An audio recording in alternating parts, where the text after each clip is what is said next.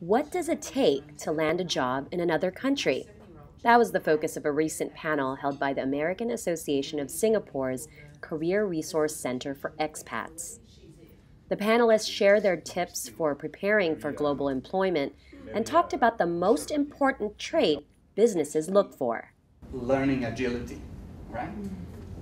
Learning agility is increasingly recognized as the leading indicator of leadership potential because the world is changing so quickly. It really doesn't matter what technical or non-technical skills you have.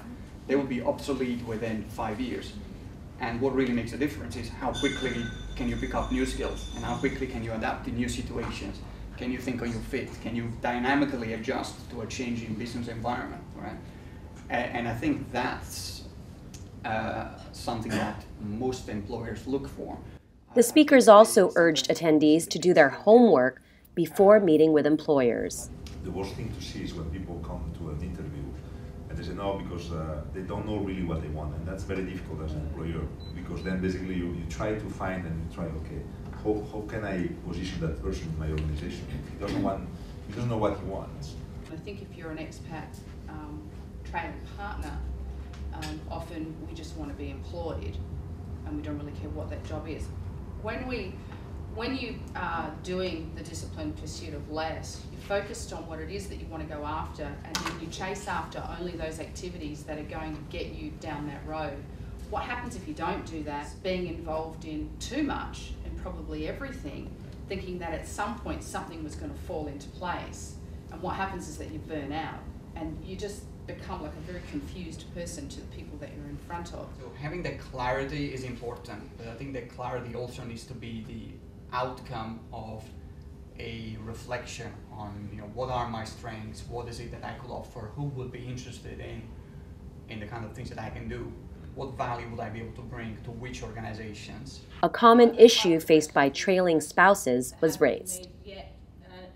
Those of us who do have children and husbands who are away a lot, we don't have family here, we do have children who maybe we can't always take school holidays, we have to be home by 4. Yeah. How does that whole part-time thing come into this whole discussion we're having?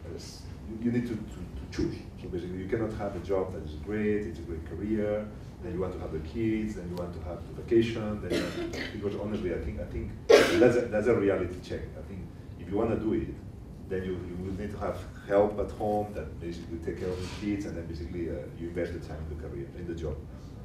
If you don't do it, you're going to get a job, and part-time is fine. I mean, we have part-times in the office and it's fine, it's no problem. But then it's an administrative job, and then people don't like it.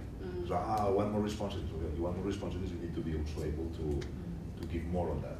So I don't think the kids is the problem. The problem is the choosing what you give up versus what you want to have. You kind of have to suck it up. As much as we think we didn't have a choice in it, even if we didn't make a choice to move, the no choice was a choice. Whether you move to a foreign country for a specific job or look for a job after moving, the key to a successful expatriation is to ask yourself what you want out of the experience, focus your search, and communicate with your partner about expectations.